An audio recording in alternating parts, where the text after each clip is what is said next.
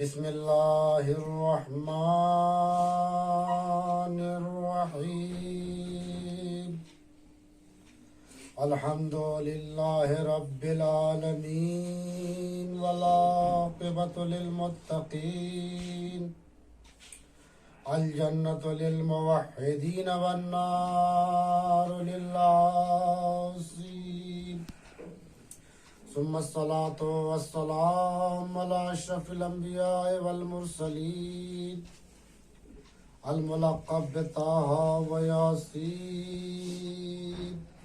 ابی القاسم المصطفى محمد اللهم صل على محمد وآل محمد وعلى اہل بیتہ الطیبین الطاہرین المعصومین المظلومین ولعنة الدائمة على أعدائهم وغاصبي حقوقهم ومنكري فضائلهم ومصائبهم أجمعين من الآن إلى صباح يوم الدين آمين يا رب العالمين. أما بعد فقد قال الله تبارك وتعالى في كتابه المجيد وقوله الحق بسم الله الرحمن الرحيم إنما يريد الله ليذهب عنكم الرجس أهل البيت ويطهركم تطهيرا. اللهم صل على محمد وآل محمد. عزیزان گرامی، شب شہادت صدیقہ فاطمہ معصومہ حضرت زہرا سلام اللہ علیہا ہے، لہذا اسی کی مناسبت سے بی بی کے چاہنے والوں نے ایک مختصر سی مجلس غم اور فرش عزا کا انعقاد کر کے مجلس کا انعقاد کیا ہے. اللہ ان کی تمام حاجات کو قبول فرمائے اور ان کے تمام مشکلات و مسائل کو حل فرمائے. یقیناً جس طرح مولائے کائنات علی ابن ابی طالب علیہ السلام اللهم صل على محمد وآل محمد. ذات گرامی حلال مشکلات ہے. حلال مشکلات کا مطلب یہ ہوا تمام مشکلوں کو حل کرنے والے. اسی طرح بی بی زہرا سلام اللہ علیہا بھی اپنے چاہنے والوں کے لیے تمام مشکلوں کو حل کرنے والی ہیں، کیونکہ دنیا کی مشکلوں کو حل کرنے والے علی ابن ابی طالب ہیں اور علی کی مشکل کو حل کرنے والی زہرا ہیں. جب حضرت زہرا نے مولائے کائنات کو نرگہ عادہ میں گرا ہوا دیکھا تو اپنے آپ کو قربان کر دیا، لیکن علی کو بچا لیا. ایک صلوات پڑھے گا اللهم صل على محمد وآل محمد. تو بی بی کی بارگاہ میں جس قدر بھی انسان توسل کرے، ان کو وسیلہ قرار دے، اپنی تمام مشکلات میں اگر ایک مرتبہ دل کی گہرائی سے، صدق کے دل سے، سچی زبان سے بی بی کو یاد کر کے، ان کو ان کے بچوں کا واسطہ دے کر، ان کے شوہر کا واسطہ دے کر اگر اپنی مشکل کو پیش کی جاتی ہے تو علماء فرماتے ہیں کہ بہت ہی جلد وہ دعا قبول ہوتی ہے، وہ مشکل دور ہو جاتی ہے. اور خاص طور سے بخار کے مریضوں کے لیے روایت ہے کہ اگر کوئی بھی دوا بخار کے مریض کو فائدہ نہ دے اور بہت ہی شدید بخار ہو تو 3 مرتبہ پیشانی پر ہاتھ رکھ کر یا زہرا یا فاطمہ کہہ دیا جائے تو بخار آہستہ آہستہ اترنے لگتا ہے. ایک صلوات پڑھ دے نبی کے حوالے سے ایک پاک و پاکیزہ اور مقدس خلوص کے ساتھ مجلس کا اہتمام کیا گیا ہے. ٹھیک ہے، مجلسیں اگر بڑے پیمانے پر ہوتی ہیں تو امام باڑوں میں ہوتی ہیں، بڑی وسیع جگہ پر ہوتی ہیں، میدان میں ہوتی ہیں، لیکن اگر چند لوگ چھوٹے پیمانے پر مختصر سی چھوٹی سی مجلس اپنے گھر میں رکھنا چاہیں، بالخصوص مردوں کی مجلس رکھنا چاہیں، تو اس کے لیے بھی ایک بات سن لیجئے کہ خاص طور سے جو گھروں میں مجلس ہوتی ہے اس کا کیا فائدہ ہے. پہلے ایک صلوات پڑھے گا. اللهم صل على محمد وآل محمد.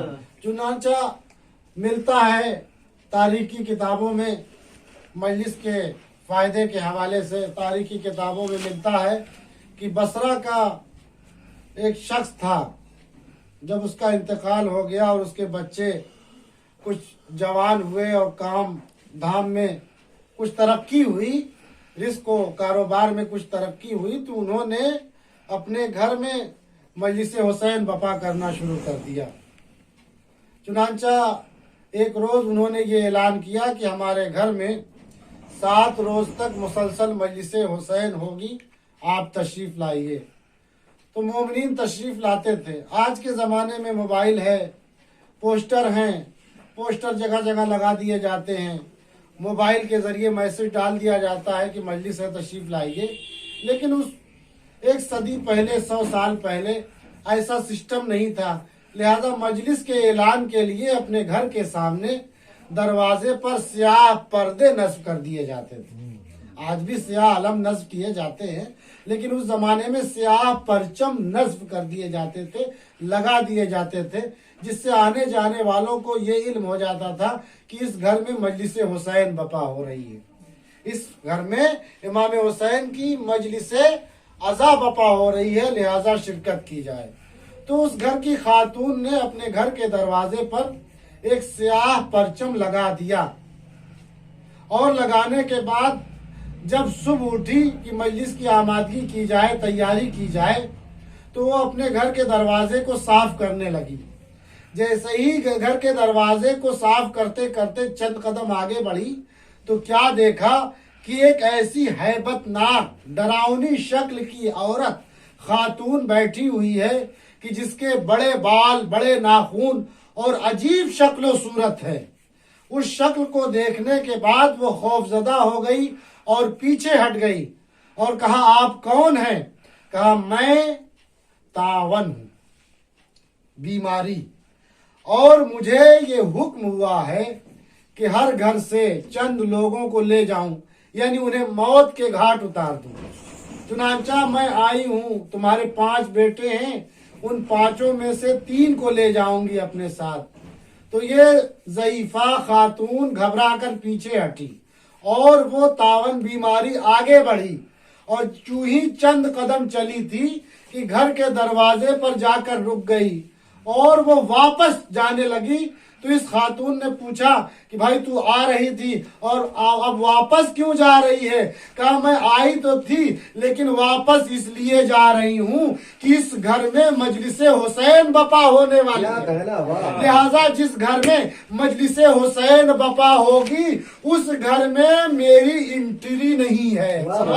اللہم صلی علی محمد وعلی محمد۔ مجلس حسین کی برکت سے بہت سی بلائیں دور ہو جاتی ہیں، بہت سی مشکلات دور ہو جاتی ہیں، اور وہ برکتیں جو نازل نہیں ہو سکی ہیں مجلس حسین کی برکت سے، وہ برکتیں نازل ہونے لگتی ہیں۔ روایتوں میں ہے کہ جب بھی مجلس حسین یا مجلس ائمہ معصومین یا مجلس حضرت زہرا برپا کی جاتی ہے تو آسمان سے فرشتے فرش عزا پر نازل ہوتے ہیں، اور نازل ہونے کے بعد ان برکتوں کو اور یہاں سے اٹھنے والی خوشبوؤں کو لے کر آسمان کی جانب جاتے ہیں، اور جب فرشتے ان سے ملتے ہیں تو کہتے ہیں بھائی یہ بتا کہ تمہارے جسم سے بڑی ہی خوبصورت اور اچھی خوشبو آ رہی ہے، یہ خوشبو تم کہاں سے لے کر آئے ہو؟ کہا ہم مجلس حسین، مجلس اہل بیت میں شریک ہوئے تھے، یہ اسی کی خوشبو ہے۔ تو وہ فرشتے کہتے ہیں کہ ہم کو بھی اسی مجلس میں لے چلو۔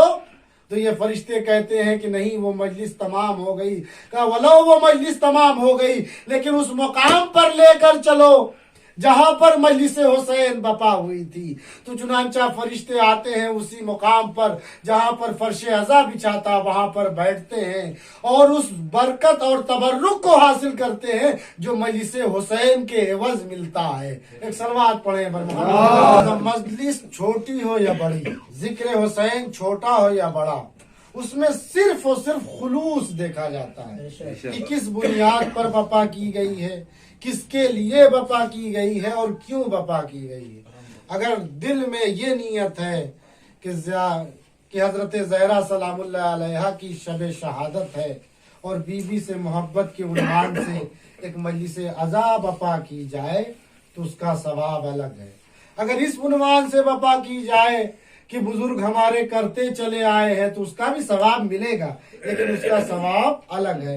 اگر اس عنوان سے بپا کی جائے کہ ہمارے گھر میں مجلسیں کم ہوتی ہیں لہٰذا مجلس بپا کر کے ہم خیر و برکت حاصل کریں تو اس کا ثواب الگ ہے. لیکن جس عنوان سے بھی مجلس سرکار سید الشہداء یا بی بی دو عالم کی مجلس بپا کی جائے، شرط یہ ہے کہ اس میں کسی بھی قسم کا دکھاوا نہ کیا جائے، کسی قسم کی شہرت کا طلبگار نہ ہو اور اپنے آپ کو بلند مرتبہ کہہ کر پکارے ہم مجلس کرتے ہیں. جی نہیں، بلکہ خلوص کے ساتھ یہ کہے کہ ہم بی بی کے تذکرے کے لیے اس مجلس کو بپا کر رہے ہیں، ثواب آخرت حاصل کرنے کے لیے اس مجلس کو بپا کر رہے ہیں. ایک صلوات پڑھ دے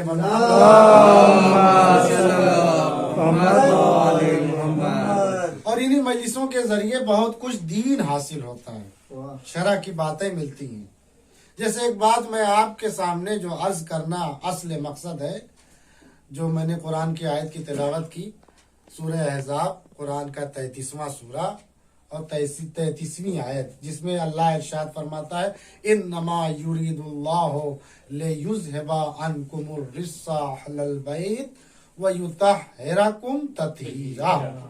مسلسل آپ اس آیت کو سنتے رہتے ہیں، جب حدیث قصہ پڑھی جاتی ہے تب اس آیت کو آپ سماعت کرتے ہیں، اور جب بھی مجلسوں میں جاتے ہیں تو کہیں نہ کہیں ذاکر عالم دین مجلس پڑھنے والا اس آیت کا تذکرہ کرتا ہے. اب اس آیت کا مطلب کیا ہوا؟ کہ اس آیت کا مطلب صاف یہ ہے کہ اے اہل بیت رسول، اللہ یہ چاہتا ہے کہ آپ کو ہر قسم کی گندگی اور نجاست سے دور رکھے. یعنی اہل بیت اور پنجتن کی اللہ نے یہ ضمانت اور گارنٹی لی ہے کہ وہ ہر قسم کی نجاست سے دور ہیں، ہر قسم کی نجاست سے دور ہیں. اور کون کون سی نجاست؟ ایسی نجاست جو عام انسانوں میں پائی جاتی ہے، ان تمام نجاستوں سے دور ہیں. کہنے کا کیا مطلب ہوا؟ کہنے کا یہ مطلب ہوا کہ اہل بیت رسول کسی بھی حال میں نجس نہیں ہوتے. اہل بیت رسول کسی بھی حال میں نجس نہیں ہوتے، یہاں تک کہ ان کا بول و براز بھی پاک و پاکیزہ ہے. ایک صلوات پڑھ دے بر محمد. اگر ایک قطرہ خون ہمارے جسم سے نکل جائے بلیڈ سے کٹ کر یا کسی چوٹ کی بنیاد پر تو ہمارا خون نجس ہے، لیکن اہل بیت رسول میں سے اگر کسی کا خون نکل آئے تو کربلا پر بہ جائے تو خاک شفا بن جاتا ہے. صلوات پڑھ دے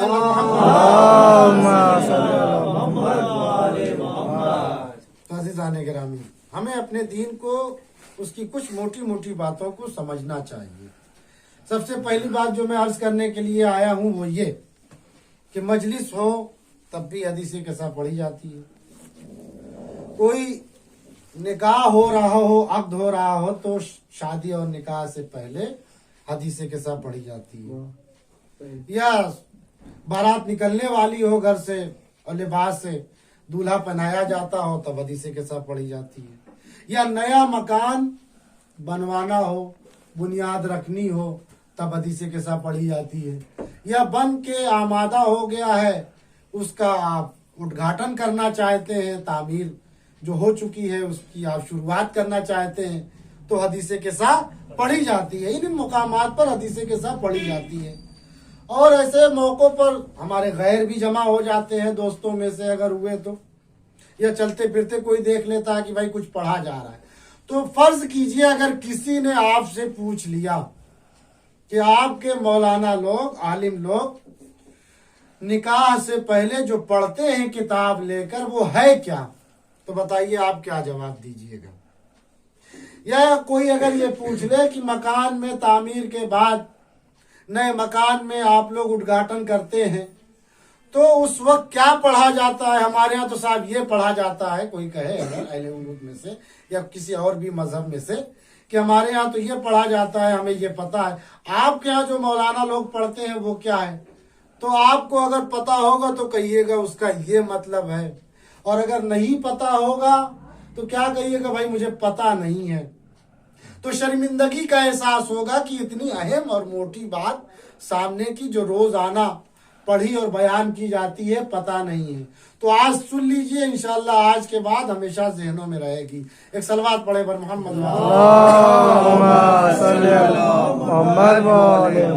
वो क्या है, शुरू करते हैं हदीसे के साथ। हर जगह पढ़ी जाती है ना, मजलिसों में पढ़ी जाती है, और जो है पंचशंबा को जुमेरात को आमतौर पर लोग पढ़ते हैं।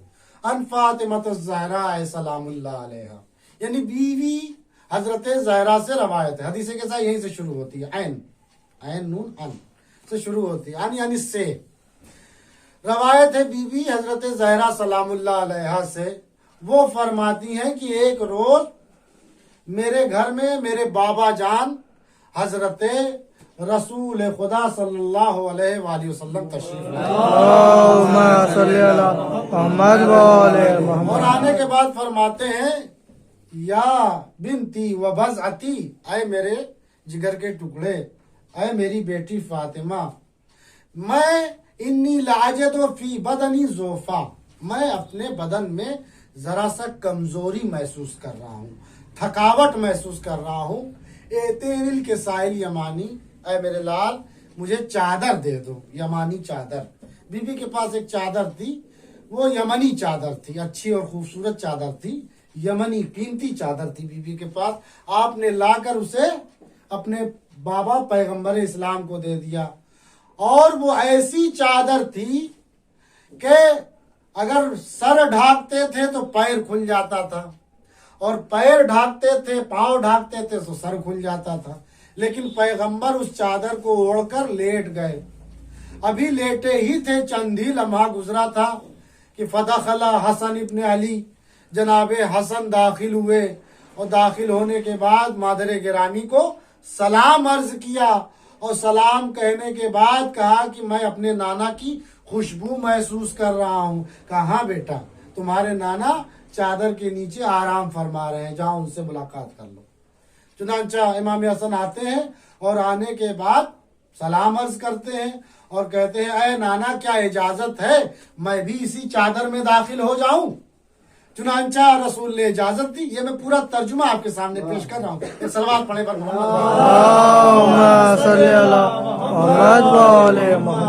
चादर में दाखिल हो गए।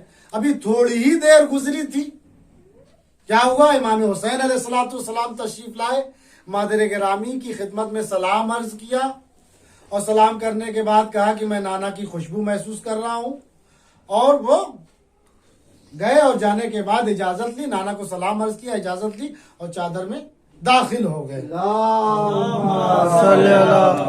करने का मुकाम है कि इस हदीसे के सामने हमें पैगाम क्या है।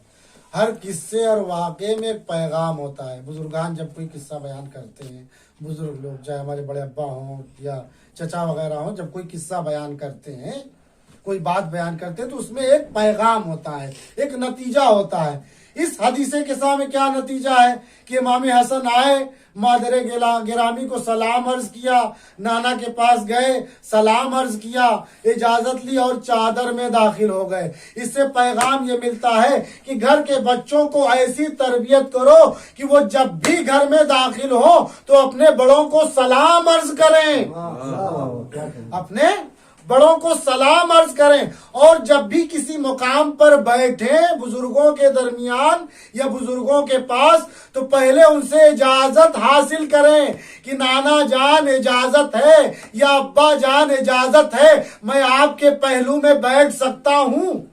अब इससे एक और बड़ी बात मैं अर्ज करना चाहता हूँ कि इमाम हसन और इमाम हुसैन का घर है जिसमें रसूल अकरम आराम फरमा रहे हैं, जिसमें रसूल अकरम आराम फरमा रहे हैं, चादर बीबी की ओढ़कर आराम फरमा रहे हैं। घर है, अपने घर में किसकी इजाजत, अपना घर है ना, अपने घर में कोई किसी से इजाजत लेता है। लेकिन तहजीब आले मोहम्मद, तरीक़े आले मोहम्मद को तो देखिए कि अपने ही घर में नाना जान के पहलू में अगर लेटना है तो इजाजत मांग रहे हैं। ये है तहजीब आले मोहम्मद कि अगर रसूल के पहलू में बैठना हो तो इजाजत शर्त है। अब अगर कोई रसूल के पहलू में दफन होना चाहता है तो अब लाए सबूत दे, कहाँ इजाजत ली। एक सलवात पढ़ दे। صلی اللہ محمد والے محمد. کوئی ثبوت ہے اجازت کا؟ عزیزان گرامی، اب بات آگے بڑھتی ہے. مولا کائنات علی بن ابی طالب تشریف لاتے ہیں اور آنے کے بعد کہتے ہیں سلام ہو بنت رسول پر. ایک شوہر، توجہ چاہ رہا ہوں، ایک شوہر اپنی بیوی کو سلام عرض کر رہا ہے.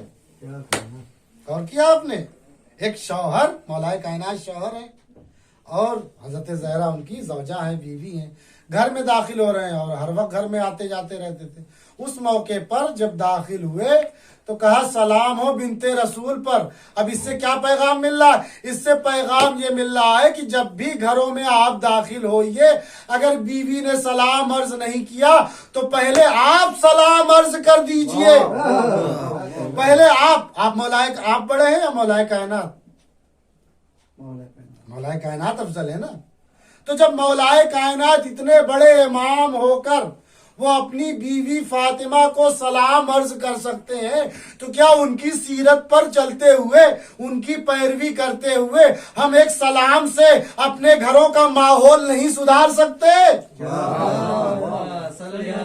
محمد والے محمد. اچھا، اس سے آگے ایک اور بات سن لیجئے کہ سلام ہے کیا. آن حضرت ارشاد فرماتے ہیں کہ جب بھی فَإِذَا دَخَلْتُمْ فِي الْبُيُوتِ، تم جب بھی کسی گھروں میں داخل ہو، فَسَلِّمُوا، سلام عرض کرو. کسی نے کہا یا رسول اللہ اگر گھر خالی ہو، کہا تب بھی کہو سلام علیکم. اگر گھر خالی ہو تب بھی اس گھر میں داخل ہونے کے بعد کہو سلام علیکم. ایک صحابی نے پوچھا فائدہ کیا ہے، وجہ کیا ہے؟